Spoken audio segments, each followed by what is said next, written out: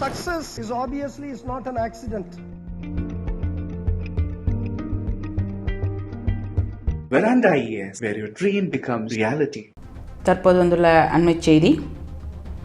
எடப்பாடி தொகுதி தாவேகா வேட்பாளர் அருண்குமாரின் வேட்புமனு நிராகரிக்கப்பட்டதாக தகவல் வெளியான நிலையில் அவரது வேட்புமனு ஏற்கப்பட்டதாக தாவேகா இணை பொதுச் செயலாளர் சி.டி. நிர்மல்குமார் கூறியுள்ளார்.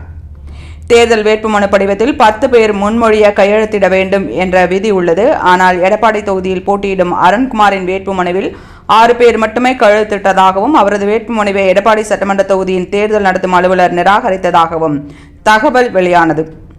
மேலும் அருண்குமாரை காணவில்லை என்பதால் அவரது ஆதரவாளர்கள் கடும் வாக்குவாதத்தில் ஈடுபட்டதாகவும் கூறப்பட்டது.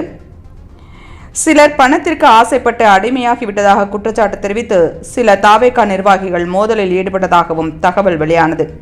இந்நிலையில் அதற்கு சி.டி.ஆர். நிர்மல்குமார் மறுப்பு தெரிவித்துள்ளார். எடப்பாடி தொகுதியில் அருண்குமாரின் வேட்புமனு ஏற்கப்பட்டதாக அவர் கூறியுள்ளார். மேலும் வேட்புமனு பரிசீலனைக்கு வேட்பாளர் நேரில் செல்ல வேண்டிய அவசியம் இல்லை எனவும் பிரச்சாரத்திற்காக கூட அருண்குமார் வெளியே சென்றிருக்கலாம் என்றும் நிர்மல்குமார் குறிப்பிட்டுள்ளார். அண்மை செய்தியை பார்த்துக் கொண்டிருக்கிறோம்.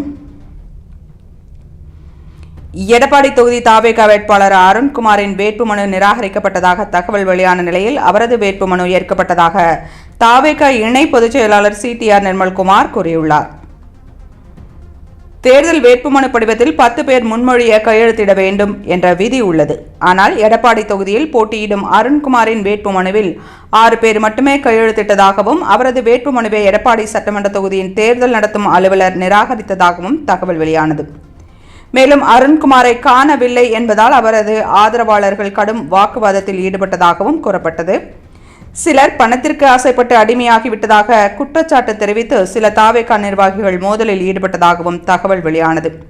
இந்நிலையில் அதற்கு சி.டி.ஆர். நிர்மல்குமார் மறுப்பு தெரிவித்துள்ளார். எடப்பாடி தொகுதியில் அருண்குமாரின் வேட்புமனு ஏற்கப்பட்டதாக அவர் கூறியுள்ளார். மேலும் வேட்புமனு பரிசீலனைக்கு வேட்பாளர் நேரில் செல்ல வேண்டிய அவசியம் இல்லை எனவும் பிரச்சாரத்திற்காக கூட அருண்குமார் வெளியே சென்றிருக்கலாம் என்றும் நிர்மல்குமார் குறிப்பிட்டுள்ளார்.